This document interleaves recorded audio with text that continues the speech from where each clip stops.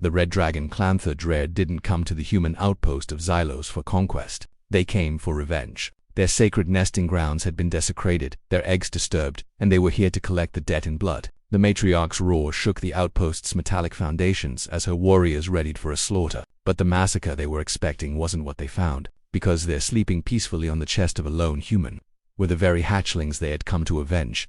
The first warning sign wasn't an alarm, it was the horrifying shriek of metal under stress. In the habitation wing of Outpost 7, Dr. Eris Harrington dropped his datapad, its clatter completely swallowed by a deafening groan that echoed through the station's frame. A tremor shot through the floor, violent enough to send coffee cups skittering off tables. It felt like an earthquake, but it wasn't natural. This was the feeling of a predator testing the bars of its cage. Then the alarms began to shriek. Wall breach. Section D. I repeat, structural failure in Section D. A voice, stretched thin with panic, blared over the intercom. Red emergency lights pulsed through the corridors, painting everything in the color of blood. Blast doors slammed shut with a deafening finality, a danger the architects had planned for, but nobody ever thought would actually happen. This wasn't some random micrometeorite shower. This was an attack.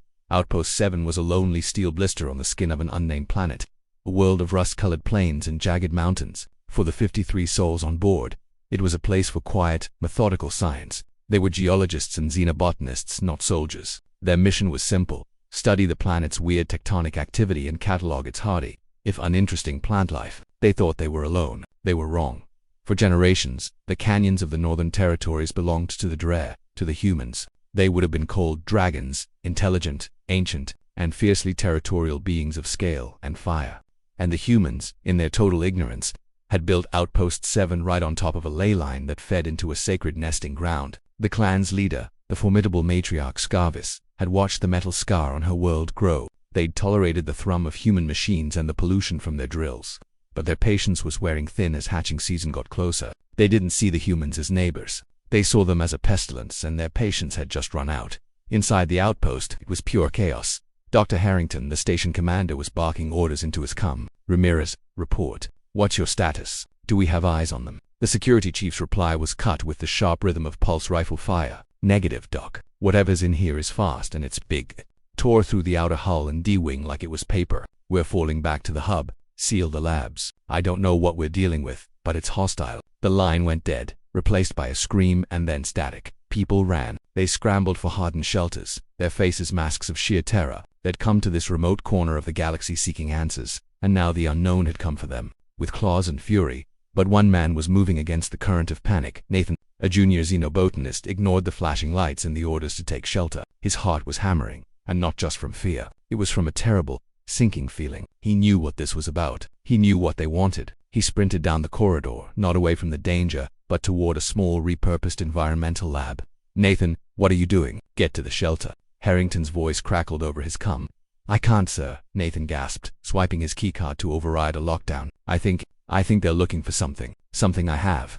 He didn't wait for an answer, plunging into the dimly lit passage as the sounds of destruction echoed behind him. He'd found them 3 days ago. During a geological survey miles from the outpost, he heard a faint, pitiful chirping. There, huddled in a small crevice, were 4 tiny creatures, no bigger than his hand. They were reptilian, with scales the color of embers and eyes like polished obsidian. They were weak, cold, and mewling with a distress that needed no translation. Their nest was empty, save for the shattered remains of other eggs. No parent was in sight. He assumed they were abandoned. Protocol demanded he log the finding and leave them, but he couldn't. They were dying. So, against every rule in the book, he'd gently scooped them up, tucked them into a specimen container, and smuggled them back to the outpost. For 3 days, he'd been their secret caretaker, building a makeshift incubator and feeding them a nutrient formula he whipped up in the lab. He was fascinated as they grew stronger, their tiny claws kneading his shirt when he held them. He'd even secretly named them Ember, Cinder, Spark, and Ash. He hadn't told a soul. How could he possibly explain such a massive breach of protocol? His plan was to wait until they were strong enough and then sneak them back to the ravine. Now, he understood. Their mother hadn't abandoned them. She'd come to get them back, and she brought her whole family with her. The Dre moved through the halls of Outpost 7 with the terrifying grace of sharks, a dozen of them, each the size of a shuttle. Their crimson scales a shocking splash of color against the sterile white facility. Their claws, sharp as scalpels, clicked and scraped on the floor, a sound that would haunt the survivors' nightmares forever. They weren't just mindless beasts. Their movements were tactical, coordinated. They bypassed non-essential areas, their senses guiding them straight toward their goal. Their leader, Scarvis, was both magnificent and terrifying. Her scales were a deeper, bloodier red, webbed with the silvery scars of 100 battles. Smoke curled from her nostrils, smelling of ozone and molten rock. Her rage was a physical force, a cold, righteous fury of a mother driven to protect her young. In her mind, these soft, squeaking things in their metal shell had stolen the future of her clan. Every last one of them would pay. The few security officers who tried to make a stand were swatted aside like insects. Pulse rifle fire just sparked and ricocheted off their thick hides. A blast door rated to withstand an artillery strike was torn from its hinges. The Dre were a force of nature, and the outpost was breaking before them. Meanwhile, Nathan reached his lab. He slammed the door and hit the magnetic lock, knowing it was a useless gesture that would buy him seconds, maybe. The room was his sanctuary. In the center, on a cot, was the incubator. He rushed over. The 4 hatchlings, sensing the violent tremors and his own panic, were chirping in distress. He reached in, and they immediately scrambled onto his hands and up his arms, looking for comfort. Their tiny claws, which had felt like gentle pinpricks before, now felt like they were branding him with his own foolishness. "It's okay, he whispered, his voice trembling. He sat on the cot, letting them crawl onto his chest, their warm little bodies a strange comfort against his pounding heart. He heard the Dre getting closer. The clicking was louder, the ground shaking more violently. A low, guttural roar echoed from just down the hall, a sound that vibrated deep in his bones. He closed his eyes. There was no way out. He'd doomed everyone. All he could do was shield these little lives with his own body for as long as he could. The door didn't break down. It vaporized.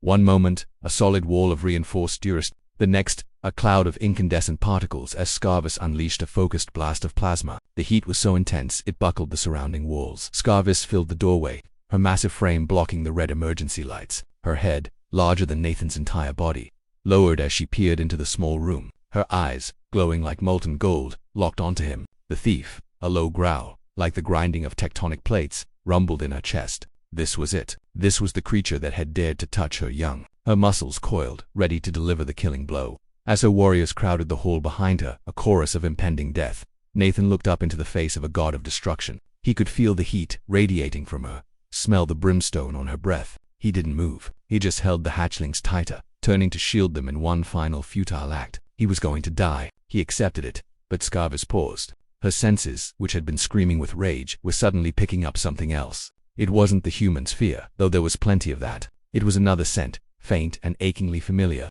The scent of her own bloodline.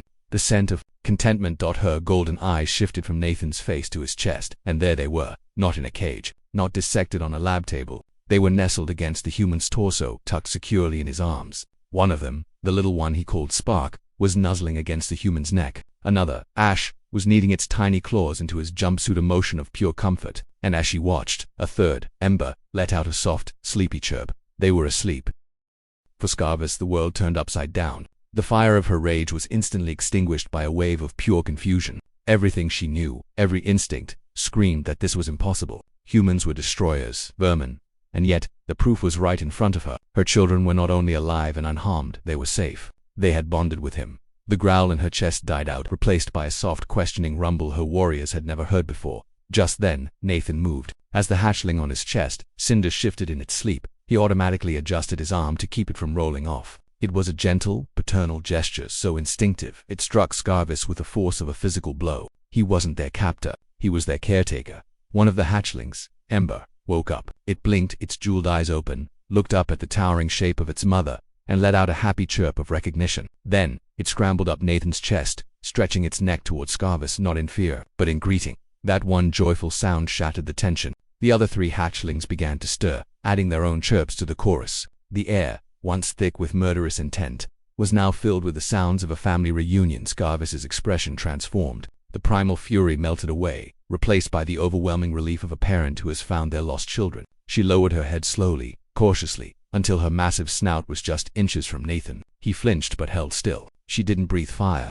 Instead, she let out a long, slow puff of warm air that smelled of ancient stone and deep earth. It was an acknowledgement. Behind her, her warriors were dead silent, their aggression completely short-circuited by the scene. They watched their matriarch, their fiercest warrior, show vulnerability to a lone, unarmed human. They saw the future of their clan treating this strange, soft creature as their nest. Suddenly, a new sound cut through the quiet, the powerful hum of massive engines. Through the breached walls, Nathan saw the sky filling with sleek, formidable Dre ships, their weapon ports glowing. The main army had arrived, but Scarvis didn't move. She kept her gaze fixed on Nathan and her children. Then she lifted her head and let out a single, powerful roar. This one was different. It wasn't a call to battle. It was a command.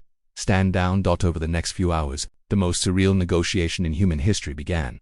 Dr. Harrington appeared at the end of the hall, flanked by what was left of his security team. Their rifles held low. And Nathan, with 4 baby dragons still climbing all over him, became the world's most unlikely ambassador, guided by Scarvis's surprisingly complex rumbles and gestures.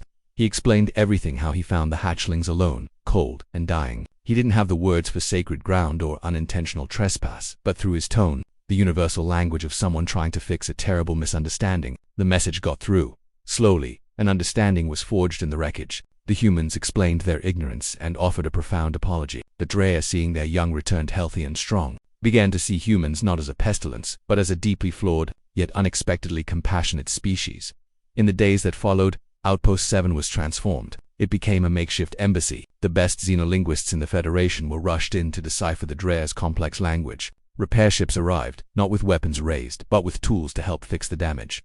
Nathan became a legend. He was the human who walked into the dragon's den and came out a friend. The hatchlings became the living bridge between their species, spending their days chasing terrified scientists down corridors and their nights curled up on Nathan's bed, a constant, warm reminder of how close two races had come to destruction, and how a single act of compassion turned a moment of bloody vengeance into the dawn of a new era. The red dragons had come for blood, but they found their babies, and in doing so, discovered something far more valuable: the unexpected, empathetic heart of humanity. Thanks for listening. If you enjoyed this story about what can happen when we choose compassion over protocol, make sure to like and subscribe for more tales from the vast reaches of science fiction. So what do you think about Nathan's decision? Was it a reckless mistake, or was it the only truly human thing to do in that situation? Let us know in the comments below.